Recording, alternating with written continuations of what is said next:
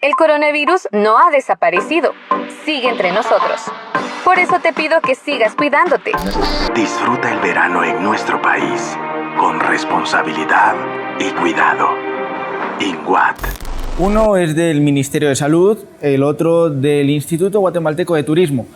Ambos entes conviven dentro del aparato de gobierno. Chocan, ¿no? Pero, a ver, ¿cómo no van a hacerlo si los propios discursos del presidente Giammattei han sido una seguidilla de contradicciones? En lugar de ver playas llenas de basura, veamos playas llenas de gente. Pero si regresamos a la previa de la Semana Mayor de 2020, su discurso convertía a la Cuaresma en cuarentena. Porque se requiere que permanezcamos en nuestras casas. En aquel momento la seguridad sanitaria era lo primordial. Ahora se le ha dado valor a lo económico. Si esto fuera un combate, ¿cuál de los dos habría salido mejor parado en la arena? Lo económico, definitivamente.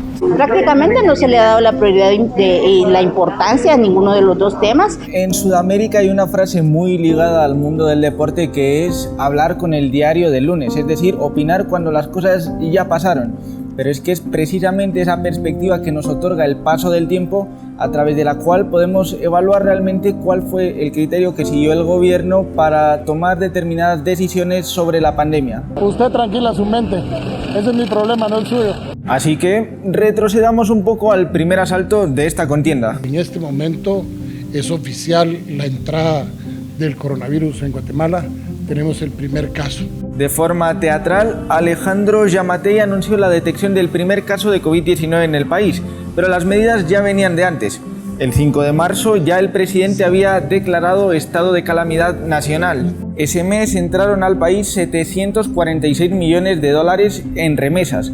La confianza en la economía del sector privado estaba en 57,52 y el índice de precios al consumidor estaba en 141,57. El 17 de marzo, cierre total. Se suspenden las actividades laborales en las distintas dependencias del Estado, así como en el sector privado por el tiempo establecido. El haber iniciado medidas de cierre, de confinamiento, de restricción de movilidad con estados de calamidad, no fue una mala idea. Es de los países menos afectados en América Latina. Unos días después, el primer cuerpo a cuerpo contra las cuerdas al que se enfrentaba el país.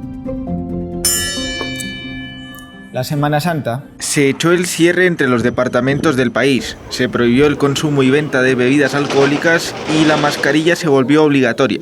Las actividades religiosas como las procesiones ya habían quedado canceladas. ¿Y cómo lo tomó la economía? Cerrada completamente, pues yo te diría que estuvo durante la Semana Santa y a lo mejor algunos días en los fines de semana.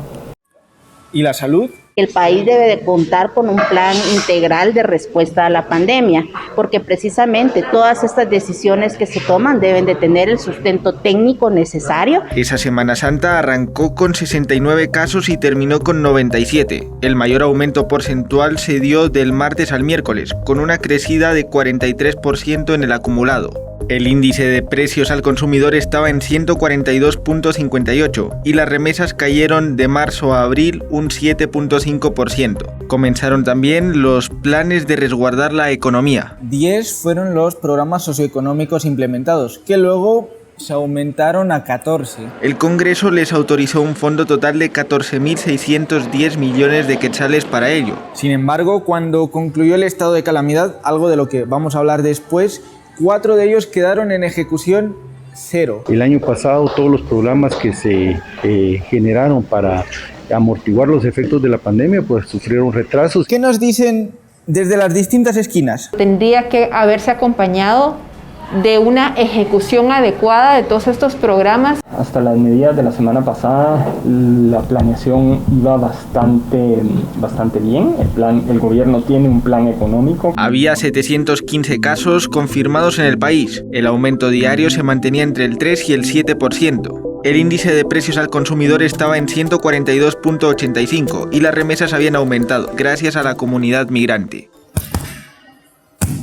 El virus aún no nos demostraba cuán duro podía golpear, pero la economía del país se tambaleaba al borde del knockout. Es decir, ha dejado de alguna medida que los empresarios grandes o los empresarios de siempre pues puedan seguir operando ya. Para finales de abril, 8 de cada 10 hoteles estarían cerrados. Eso decía la encuesta empresarial de impacto económico llevada a comienzo. Este primer asalto contra la enfermedad terminó con una medida de urgencia. El 15 de mayo, durante un fin de semana, el país se cerró otra vez casi al completo. Tan solo las tiendas de barrio podían operar y solo lo hicieron entre las 8 y las 11 de la mañana. Un grupo de profesionales de la ciencia y de la salud se unió para crear el Laboratorio de Datos, una entidad desde la que han fiscalizado el actuar del gobierno con respecto a la pandemia. De hecho, vamos a platicar con la persona al frente.